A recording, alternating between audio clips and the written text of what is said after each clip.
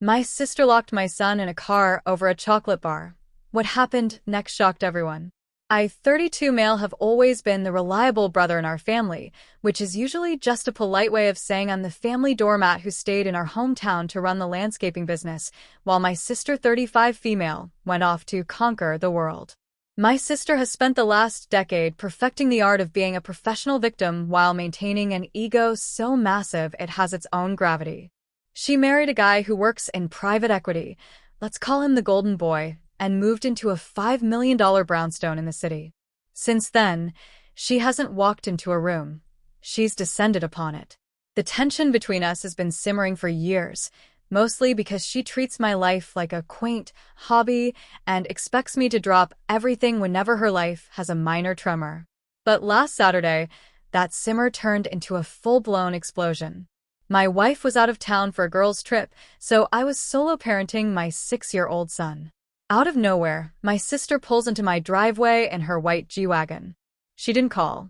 She just showed up, stressed because her husband was being cheap about their upcoming Maldives vacation.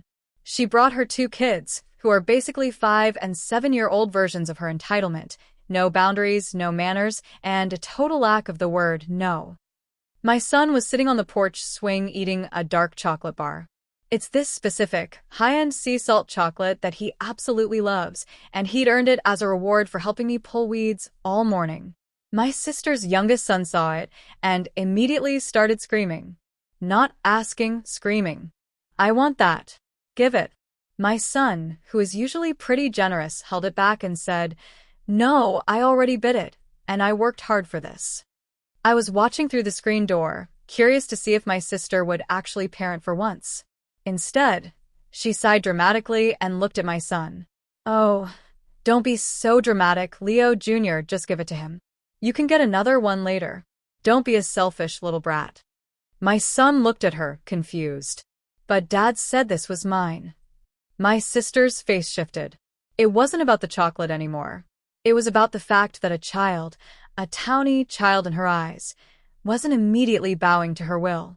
She reached down, snatched the half-eaten bar out of my son's hand, and handed it to her kid, who immediately stopped crying and started smirking. My son burst into tears. It wasn't just the candy, it was the sheer bullying of it. He ran off the porch toward my black Silverado, which was sitting in the driveway. I'd been detailing it, so the windows were up to keep the dust out. He had his own spare key fob in his pocket because he loves helping me lock and unlock the car. In his panic and hurt, he climbed into the back seat to hide. My sister followed him, yelling that he was being disrespectful and weak. I walked out onto the porch, just as things went from a family squabble to a nightmare. My son was sobbing in the back seat, holding his key fob like a security blanket. My sister reached into the open door, literally ripped the fob out of his hand, stepped back, slammed the door shut, and hit the lock button. There, she shouted through the glass. You can stay in there until you learn how to share and stop acting like a toddler. It was 94 degrees outside with 80% humidity. In a black truck with the windows up, that interior hits 120 degrees in under 5 minutes. It becomes a convection oven. Open the door now, I said. My voice was that low, vibrating tone that usually makes people back off. She turned to me, adjusted her sunglasses, and actually smirked. She dropped the key fob into the depths of her $4,000 handbag. No. You're too soft on him, Leo.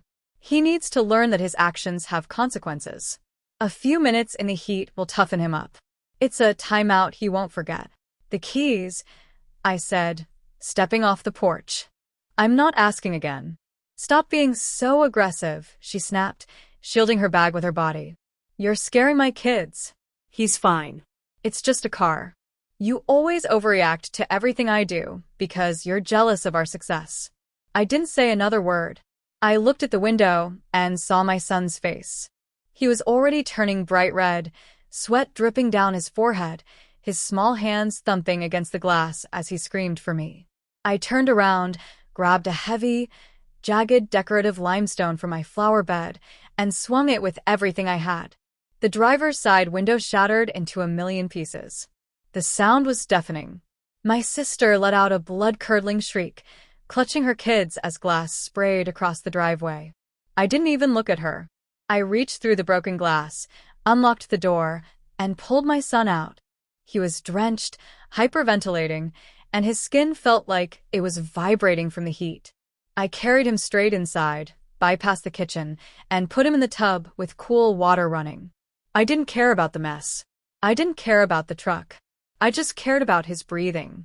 When I finally walked back out to the driveway 10 minutes later, my sister was standing by her G-Wagon, frantically picking up glass shards and crying into her phone. She saw me and started screaming. "You're a psychopath. You almost hit me. You ruined your truck and traumatized my children over a 5-minute timeout. I'm calling the police, Leo. You're going to jail." "Go ahead," I said, pulling my own phone out. Because I already called them. And I'm not calling for a family dispute. I'm calling for felony child endangerment and false imprisonment. You locked a 6-year-old in a heat trap. That's an attempted homicide in this weather. She laughed, that high-pitched, mocking laugh she uses when she thinks she has the upper hand. "Oh, please. I'm a mother of 2. No judge in this state is going to listen to a grease monkey landscaper over me. It was a parenting choice. You're the one who threw a rock." She peeled out of my driveway, throwing gravel everywhere. About an hour later, the police arrived. I didn't just give them a statement. I gave them a thumb drive. See, my sister forgot one very important detail. Last year, after some equipment went missing from my shop, I installed a high-end 4K security system with microphones on the garage gable. It covers the entire driveway. The officers watched the footage in silence. They watched her snatch the candy. They watched her snatch the keys.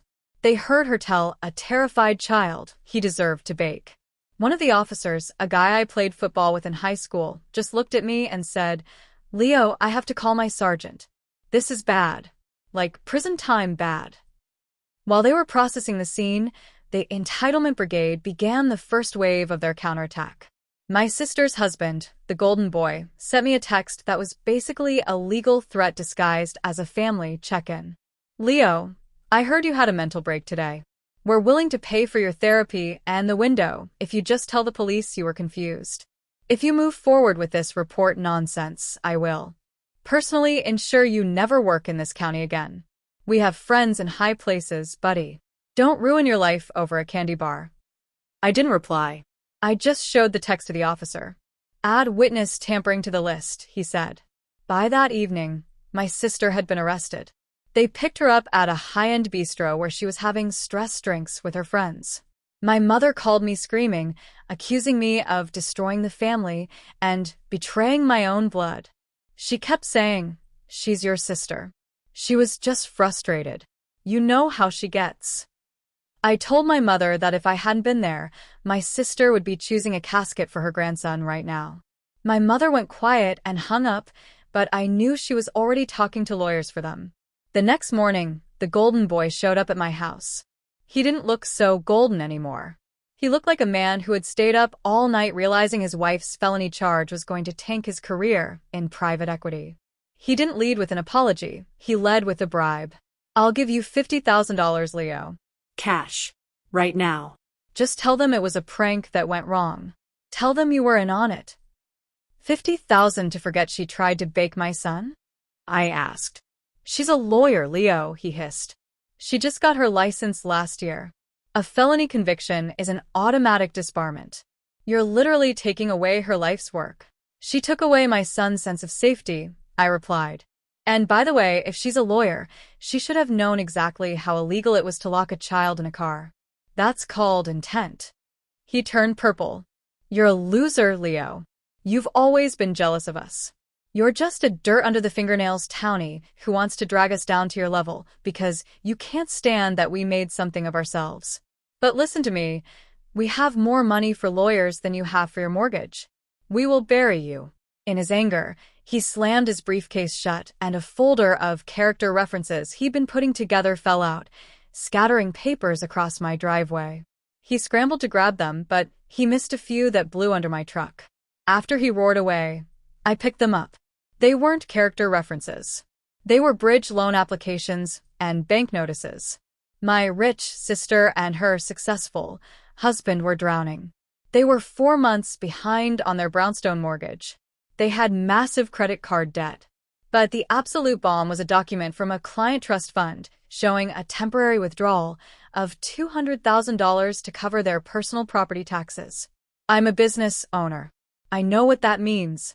My sister was embezzling from her clients to fund her G-Wagon lifestyle. She wasn't just stressed because of a vacation. She was a cornered animal who knew the walls were closing in, and she'd snapped at the first person who told her, "No, my son." The conflict escalated into total war. My sister, out on bail, filed a false report with Child Protective Services, CPS, claiming that I was the one who was abusive, that my house was unsafe, and that I had hallucinations of the event. An investigator showed up at my door. I sat him down, showed him the 4K footage, and then showed him the bribe text from her husband. The investigator actually sighed and said, "Mr. Leo, filing a false report is a separate crime. Your sister is digging her own grave." Then, the dirtiest trick of all happened. My sister called our father, who has a severe heart condition. She told him I had physically assaulted her and her kids, that I was extorting them for money, and that I was trying to steal her children. My father, believing her because she's always been the golden child, had a massive heart attack from the stress. I arrived at the hospital ER to find my sister and her husband holding court in the waiting room. They were telling our aunts, uncles, and cousins that I was a violent addict and that I was the reason Dad was dying. My mother was wailing in the corner. When my sister saw me, she pointed a shaking finger and screamed, "Get him out of here. He's the attacker. He's the one who did this." The security guards moved toward me. My family was looking at me with pure disgust. I didn't fight the guards. I just walked over to the waiting room's 60-inch smart TV, pulled up my phone, and used the screen share feature to play the security footage of the driveway incident. The entire waiting room went silent. The sound of my son's muffled screams echoed through the sterile hospital hallway. The video showed my sister smirking as she locked the door. It showed her husband's bribe attempt from the next morning. It showed the whole ugly truth. My mother stopped wailing and stared at her daughter, like she didn't recognize her. My cousins, who had been ready to jump me, backed away from my sister as if she were a ghost. "The timestamp is from Saturday," I said to the room. "She lied to Dad today. She's the reason his heart gave out. And she's currently under investigation for stealing from her clients." I tossed the embezzlement papers I'd found onto the coffee table in front of her. Her husband's face went from arrogant to ghostly white. The entitlement was gone. It was replaced by the realization that their entire house of cards was falling. I didn't stop there. I didn't care about family peace anymore. I turned over the embezzlement documents to the state bar and the police. When you're already under investigation for a felony like child endangerment, the authorities tend to look very closely at your finances. They found the $200,000 theft within 48 hours. The revenge was slow, methodical, and incredibly satisfying. Because my sister had used her law license to facilitate the theft, she was hit with aggravating factors. She wasn't just looking at probation, she was looking at hard time. The final confrontation happened in my lawyer's office a few weeks later. My sister had been ROR'd for the endangerment, but was now facing a mountain of fraud charges. She looked 10 years older. Her husband looked like a shell of a man. "I'll sign the brownstone over to you," she whispered, her voice cracking.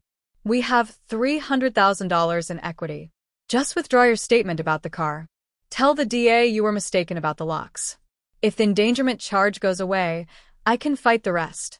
I can blame a clerk for the money stuff. Please, Leo, think of my kids."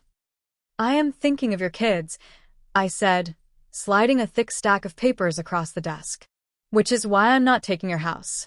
I'm serving you with a civil suit for $2 million in damages, defamation, emotional distress to my son, and the attempted destruction of my business. I'm going to win this suit because I have every lie you've told recorded." "You'd leave us with nothing?" her husband gasped. "No," I said. "I'm going to take every dime I win from you and put it into a protected trust for your children." Because you've spent 5 years teaching them how to be entitled monsters, and they're going to need a lot of therapy and a fresh start away from you too. The look on her face was worth every cent I've ever spent on that security system. She realized she couldn't bribe me, she couldn't bully me, and she couldn't use family as a shield anymore. The legal system finally finished them off. My sister was convicted of felony child endangerment and embezzlement. She was sentenced to 7 years in state prison and was, of course, disbarred for life. Her husband was hit with wire fraud and witness tampering and got 4 years. Their friends in high places disappeared the moment the first headline hit the paper. My father survived, though he won't speak to my sister anymore. He spends his weekends on the porch with my son, making sure he feels safe. My son is getting better. He still won't go in the truck, but he's starting to laugh again. The takeaway? Some people think their money and their status make them untouchable. They think they can treat the world like their personal playground and everyone else like toys. But when the reliable brother finally stops taking the hits and starts swinging back with the truth, those ivory towers crumble pretty fast. If you enjoyed seeing a pair of high society bullies finally get the timeout they actually deserved, subscribe for more. Just make sure you keep your windows down.